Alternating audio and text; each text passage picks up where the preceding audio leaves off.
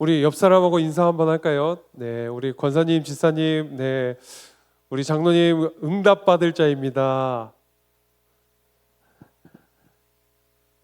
아멘입니까? 네, 우리 마침내 응답받을 자가 되기 위함인 줄로 믿습니다.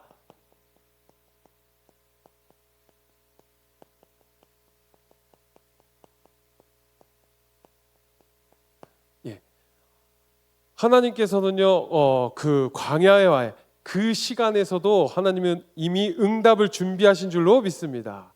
예, 그 광야에서도 또는 가나안 땅을 둔 그 모압 평지에서도 하나님께서는요, 그 세대에게 또 하나님의 말씀을 통하여서 반드시 마침내 응답받을 것이라는 하나님의 약속이 있는 줄로 믿습니다. 그래서 우리는 하나님의 응답, 그 응답은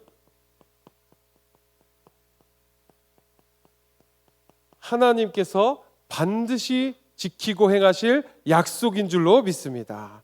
그 약속을 우리는 어떻게 해야 되냐?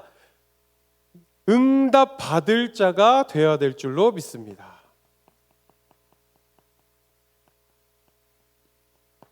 예, 응답 받을 자가 되어야 되고 하나님께서는요 또 모압 평지에서요 가나안이라는 약속의 땅을 반드시 약속하신 줄로 믿습니다. 그 약속의 땅에서 우리는 뭘 해야 되냐? 그 약속을 누릴 자가 되어야 됩니다.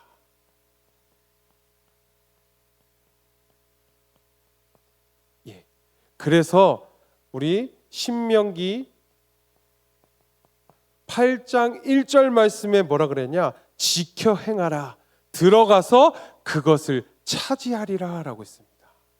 반드시 하나님은 그 약속의 땅에서 차지하게 만들어 주실 줄로 믿습니다. 우리의 힘이 아니고 우리의 능력이 아니고 우리의 경험이 아니라요. 하나님의 그 약속의 말씀으로 그 약속의 땅을 차지하게 하실 줄로 믿습니다. 하나님의 능력으로 차지하게 하실 줄로 믿습니다. 그리고 또 신명기 8장 7절 말씀에 뭐냐? 여호와께서 너를 아름다운 땅으로 이르게 하시나니 했습니다.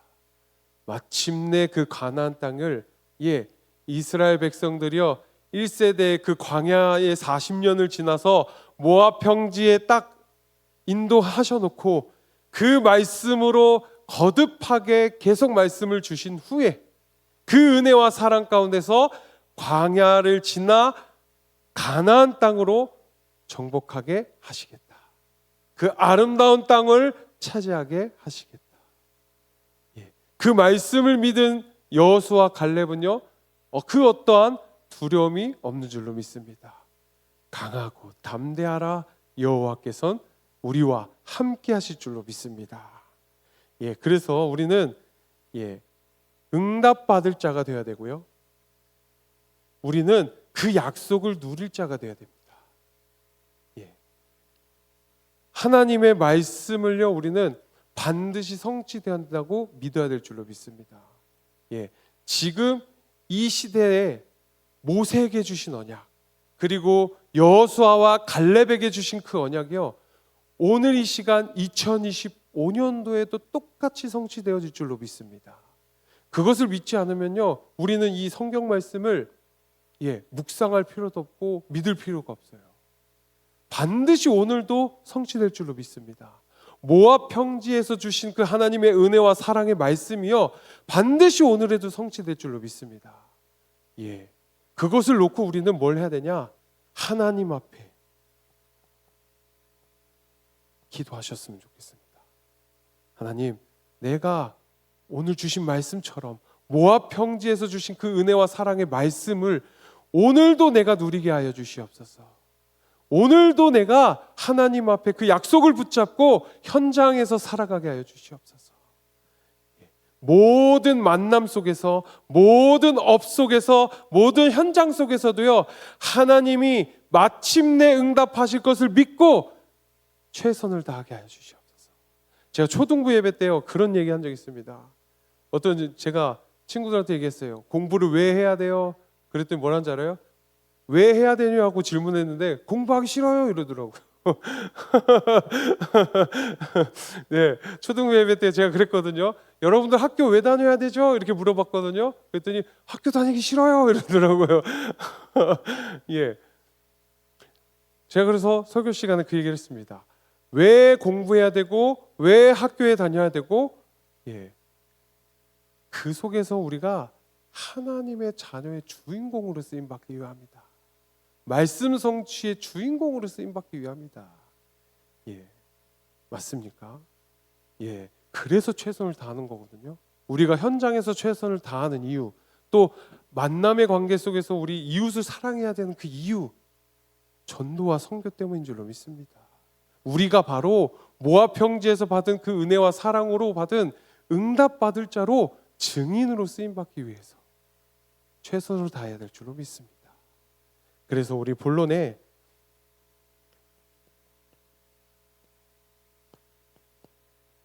하나님께서는요, 그 지나온 여정입니다. 지나온 여정, 네, 광야는 실패가 아닌 줄로 믿습니다. 실패가 아니라 뭐냐? 훈련과 준비인 줄로 믿습니다.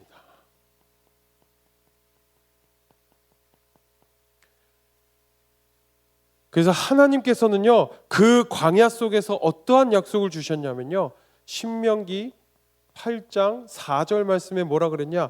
의복이 해지지 아니하고 발이 부르트지 아니하였습니다. 하나님은요, 광야가 세상 사람들이 또 이스라엘 백성들이 봤을 때는요, 광야가 실패 같고 너무나 어려운 것 같고 고난과 핍박처럼 보이지만 하나님 그 가운데서 뭐 하셨냐? 의복이 상하지 않고 발이 부르트지 않도록 뭘 하셨냐? 보호하셨습니다. 예, 하나님은요, 우리를 진짜 완벽하게 인도하실 줄로 믿습니다. 지금 내가 살아가는 그 하루하루가요, 그리고 우리가 생각하는 그 생각과 마음조차도요, 하나님이 허락하지 않으면 할 수 없습니다.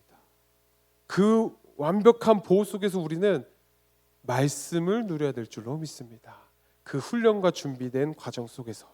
예, 그래서 우리는 하나님은, 예, 절대로 버리신 것이 아니라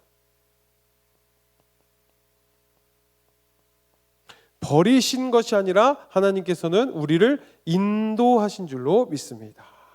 그래서 우리 신명기 8장 5절 말씀에 뭐라고 나오냐면, 예, 아들이라서 징계했다고요.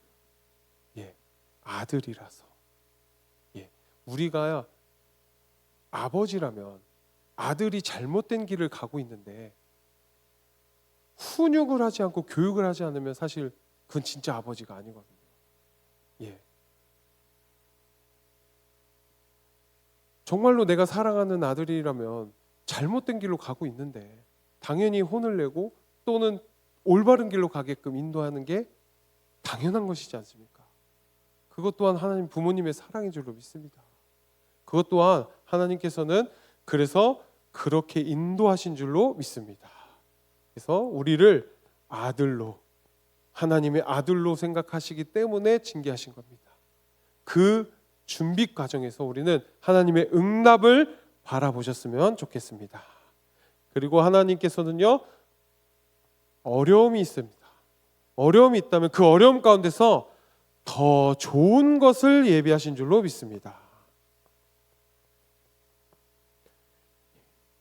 그래서 우리는, 네, 신명기 8장 15절 말씀에 험한 광야에서 우리 너를 인도하신 하나님인 줄로 믿습니다.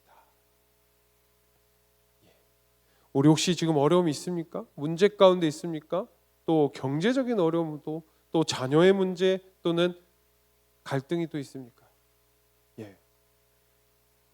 저의 친동생이 있는데 저희 친동생 저랑 5살 터울이거든요. 5살 터울인데 정말 말을 안 들어요. 정말 말을 안 들었습니다. 예. 근데 이게 약간의 저의 상처지만 상처였거든요. 왜냐면 저는 지금 이렇게 등치가 엄청 크잖아요.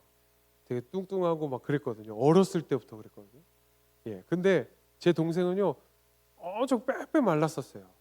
예, 또 빼빼 말랐어요. 그래서 항상 어른들이 하는 말이 뭐냐, 맨날 뺏어 먹었냐고 저한테 논리듭니다. 예, 그러면 항상 제 친동생은 뭔가 잘못을 하잖아요. 잘못을 하면 저희 아버지는 저를 혼냈어요. 저는 그게 너무 싫었거든요. 그래서 어떻게 했냐, 아버지가 안 보이는데 막 동생을 이렇게 때렸어요. 예, 때렸습니다. 막 이렇게 하고, 예. 그러면 제 동생은 어떻게 하냐? 제 동생은 너무나 꾀돌이거든요. 그럼 꼭 아빠 있는 곳에서 저한테 이제 흔히 말하는 깐족된다 그러죠. 막 그렇게 하고, 예. 한 번은 예, 제 친동생이 중학생 때가 됐어요. 중학생 때가 됐는데, 예, 경찰서에서 전화가 온 겁니다. 경찰서에서 전화가 왔는데 뭐였냐면요, 아니 정말 참 대단한 친구예요. 네, 경찰서 옆에 있는 골목에, 예, 호기심에 담배를 피다가 경찰 아저씨한테 걸린 거예요.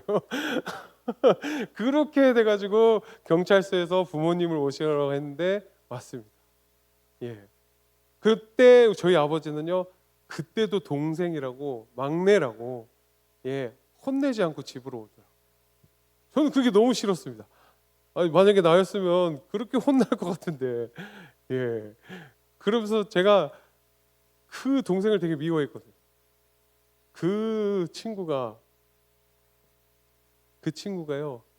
심지어 막 제가 사고도 진짜 많이 쳤거든요. 예, 작년인가 재작년에 저한테 뭐라 그랬냐면, 어머니 아버지, 저희 아버지가 이제 환갑잔치를 해줘야 되겠다고 갑자기 그러는 겁니다. 왜 갑자기?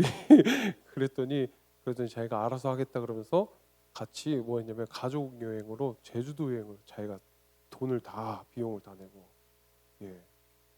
그래서 저희 부모님께서 그리고 또 저랑 같이 포럼을 하면서 어떤 얘기를 했냐, 와, 그 꼴통이, 네, 철이 들었구나.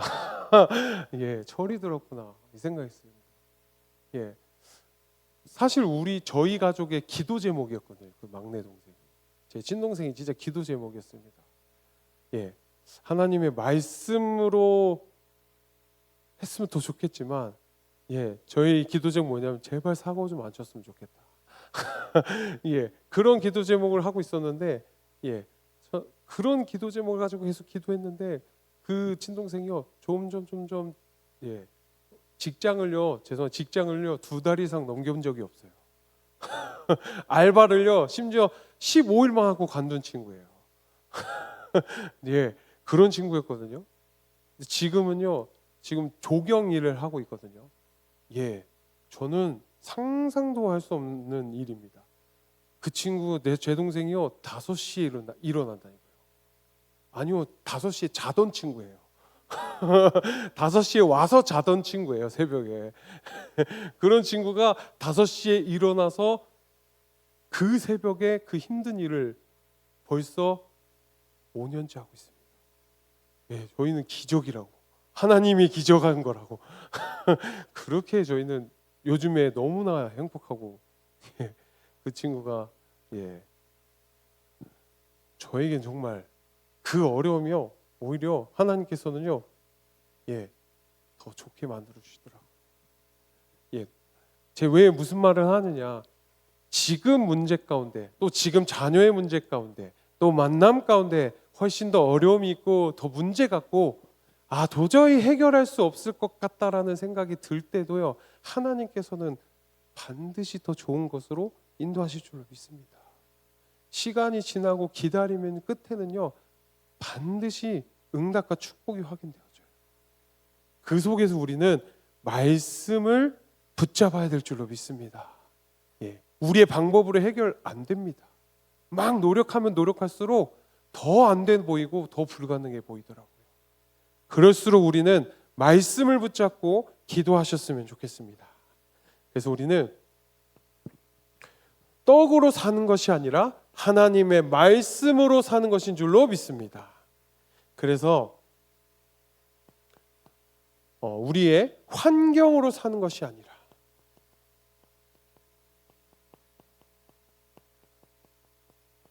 우리는 하나님의 말씀으로 사는 것인 줄로 믿습니다. 그래서 신명기 8장 3절 말씀에 떡으로만 사는 것이 아니요 말씀으로 사는 줄로 믿습니다. 그리고 눈에 보이는 것이 아니라요,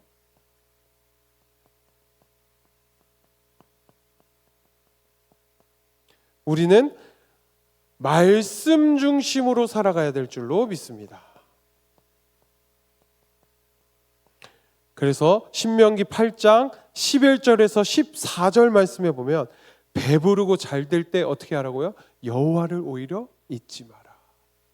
우리는 눈에 보이는 응답, 보이는 축복만 따라가는 것이 아니라 그 속에서 하나님의 말씀 중심으로 살아가야 될 줄로 믿습니다. 그래서 14절 말씀처럼 오히려 응답받고 배부를 때 여호와에게 영광 돌리는 자가 되셨으면 좋겠습니다. 그리고 우리는 그 속에서 말씀의 뿌리를 내려야 될 줄로 믿습니다.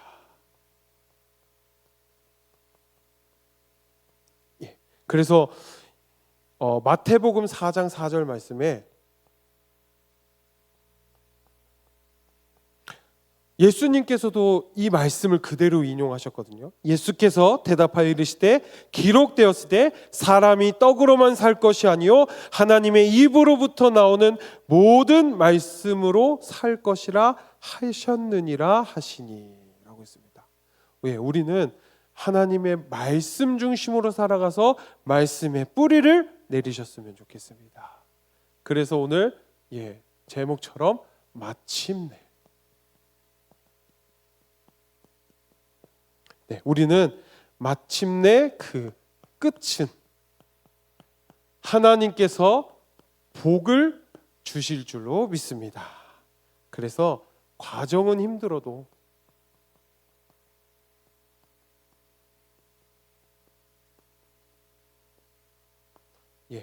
과정은 힘들어도 하나님께서는 반드시 하나님께서 우리를 향한 복을 주실 줄로 믿습니다. 그래서 우리 신명기 8장 16절 말씀입니다. 16절 말씀에 마침내 내게 복을 주려 하셨습니다. 마침내입니다. 마침내. 지금은요, 오히려 예수를 믿는다 그러고 하면은 예수쟁이라 그러고 또 교회 다닌다 그러면 왜 교회를 다니냐 그러고 오히려 지금 이단과 사이비보다 교회가 더 이미지가 안 좋다고 지금 막 사람들이 얘기합니다. 그 속에서 우리는 교회를 다니고 있습니다.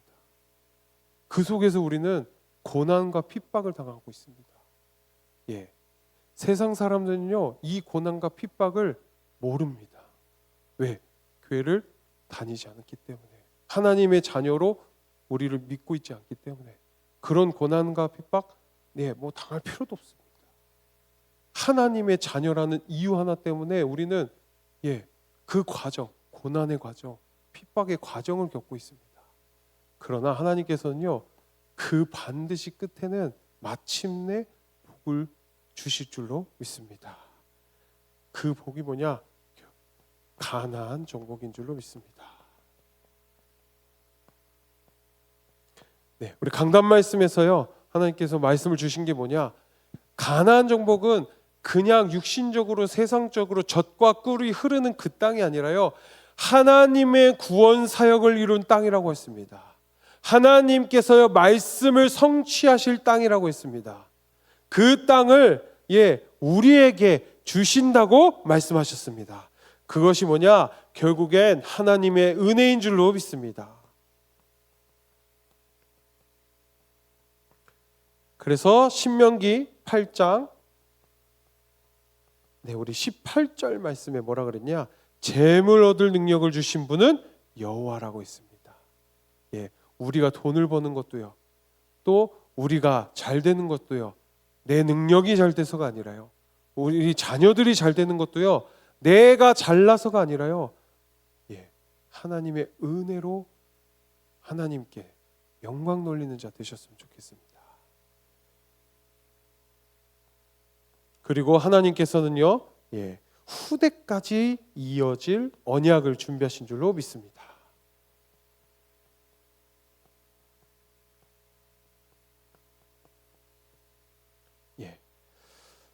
그래서 우리 창세기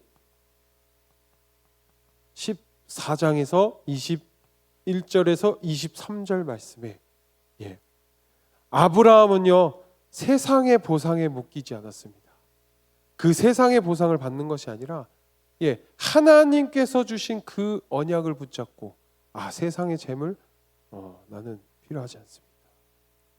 하나님께서 주신 복이 있기 때문에, 하나님께서 주신 그 말씀과 언약이 있기 때문에 거절했습니다.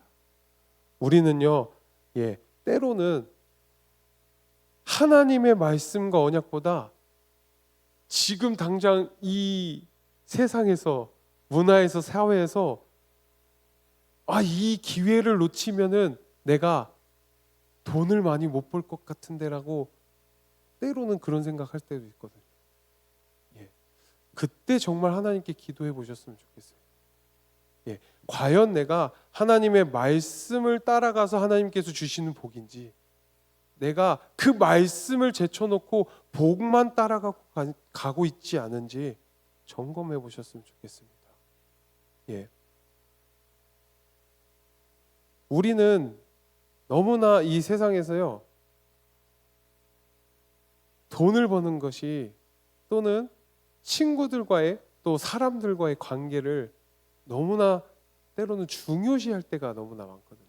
하나님의 말씀보다 중요시할 때가 많고요, 하나님의 말씀보다 당장에, 그럼요, 이 경제가 회복되지 않으면 당장에 내가 또 어려움이 있을 것 같은데 라고 생각할 때가 너무나 많습니다. 물론 최선을 다해야 되죠. 물론 현장에서, 또 업에서는 진짜 응답과 축복을 어마어마하게 받으면 더 좋죠. 그 눈에 보이는 것이, 그 눈에 보이는 것 때문에 내가 하나님의 말씀을 놓치고 있다면 그거는 다시 한번 점검해 보셨으면 좋겠습니다. 우리가 진짜 육신적인 것과 우리가 영적인 것을 밸런스를 잡아가며 같이 함께 가셨으면 좋겠습니다. 우리는 때로는 너무 영적인 것만 붙잡고 육신적인 걸 놓칠 때가 있고요, 때로는 너무 육신적인 것만 붙잡아서 영적인 것을 놓칠 때가 많아요. 제가 신학교에 다닐 때는요, 그래요. 어떠한 전도사님이요, 막 전도왕을 하고 다녀요. 근데 남편은 알코올 중독자입니다. 저는 그건 아니라고 보거든요. 그래서 제가 그분께 그런 포럼을 했습니다. 가족이 하나님 안에서 평화로워야 자녀들도 후대들도 그걸 보면서 하나님이 살아계시는구나를 알지 않을까요? 라고 했어요. 아무리 바깥에서 전도를 열심히 하고 아무리 바깥에서 많은 영혼들을 구원한다고 한들 가족이 그것으로 인해서 고통받고 그것으로 인해서 알코올 중독이 되고 그것으로 인해서 엄마를 빼앗겠다고 생각을 한다면 과연 그거는 맞는 걸까요? 라는 저의 그런 질문을 하게 되더라고요. 우리는 때로는 너무나 한쪽으로 너무 치우칠 때가 너무 많거든요. 그래서 우리는 진짜 하나님의 말씀 붙잡고 따라가셨으면 좋겠습니다. 그 그릇을 붙잡는 자, 그릇을 넓히는 자, 그릇을 준비하는 자가 되셨으면 좋겠습니다. 그래서 우리의 결론으로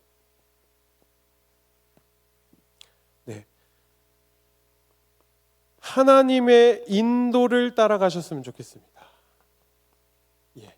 하나님의 인도를 따라가는 거 좋겠고 그 말씀이요, 나의 기준이 되셨으면 좋겠습니다. 그리고 반드시 마침내 복을 우리는 응답을 받을 자라는 믿음과 확신이 있으셨으면 좋겠습니다. 제가 노래를 시작을 할 때가 언제였냐면요. 네, 혹시 예체능계에 자녀를 두신 분들은 깜짝 놀라실 건데, 제가 고등학교 3학년 여름방학 끝나고 입시를 준비를 했습니다. 그게 얼마나 어려운 일이냐면요, 다른 학원에서요 저를 받아주질 않았습니다. 왜냐하면 이미 입시 준비가 끝나 있어야 된 상황에 갑자기 입시를 준비하겠다고 찾아왔으니까 학원에서 받아주질 않더라고요.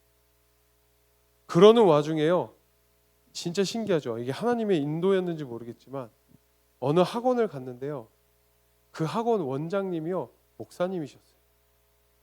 예. 그리고 거기 부원장 실장님이라고 하거든요. 실장님이요 그 교회 부목사님이셨어요. 그래서 너가 교회를 다니는 걸 상담을 통해서 알게 되니까 그래 한번 노력해봐 라고 해서 그 학원에 들어가게 됐거든요. 고등학교 3학년 여름방학 끝나고입니다. 정시를 준비하는 기간 단 6개월이었어요. 6개월 동안 노래를 연습해서 대학교를 간다? 네, 사람들은 미쳤다고 했습니다. 근데 하나님께 기도하면서 든 생각이 뭐였냐면, 저는 노래가 너무 좋습니다라고 했거든요. 하나님, 너무나 좋습니다. 어느 정도였냐면, 저희 어머니가요 제 방에 자꾸 이상한 소리가 나길래 방문을 열어봤대요. 방문을 열어보니까 어떻게 하고 있는지 아십니까? 잠꼬대로 노래를 부르고 있더랍니다. 그리고 어떻게 했냐, 그 당시에는 MP3가 있었잖아요. MP3를 이어폰에다 꽂고 노래를 틀어놓고 자고 있더래요. 예, 그 정도로 노래를 되게 좋아했습니다. 예, 그래서 하나님께 기도하면서 6개월 준비했습니다. 그런데요, 어느 한 사건이 터져요. 저희 집에 형편이 너무나 어려워지는 겁니다. 예, 그래서 학원비가 낼 수 없을 만큼 계속 그 선생님이요 학원비가 밀렸다고 자꾸 이제 저한테 얘기를 하시는 거예요. 저는 이제 그래서 부모님한테 얘기를 했더니 좀 힘들다고 얘기를 하시더라고요. 저는 근데 그런 용기가 왜 있었는지 모르겠지만 어쨌든 원장님이 목사님이잖아요. 모르겠어요. 제가 왜 그때 그것 또한 하나님께서 용기를 주셨는지 모르겠지만, 그래서 원장실로 딱 들어갔습니다. 그래서 제가 원장님한테 얘기했어요. 대학교 갈 때까지만 좀 참아달라고. 네, 그래서 제가 뭐라 했냐면 대학교 가서 알바해서 갚겠다 그랬어요. 학원에 가면 내가 20살 되자마자 알바를 해서 대학교 되면 갚겠다 했어요. 그랬더니 원장님이요 속으로 그러셨대요. 요놈 봐라 그랬대요. 그랬더니 알겠다고 하셨어요. 예. 그렇게 해서 백석예술대학교를 합격을 했습니다. 재수를 안 하고. 예. 그러면서 물론 다 갚았습니다. 네. 그것 또한 진짜 하나님의 인도이지 않았나, 하나님의 응답이지 않았나. 예, 정말 힘들고 어려웠거든요. 목에서 피가 날 정도로 연습한 적도 있고요. 너무나 또 가정 형편도 또 문제와 사건이 계속 연쇄적으로 막 터질 때도 있고요. 이래가지고 정말 내 음악 생활이 끝나는 건가? 라고는 싶은 그런 어려움도 있었는데요.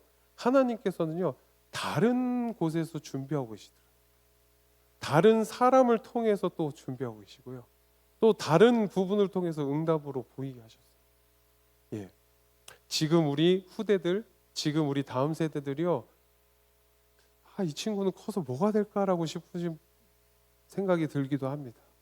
또는 우리 다음 세대들이 너무나 걱정된다. 말씀이 너무 희미해져서 걱정된다.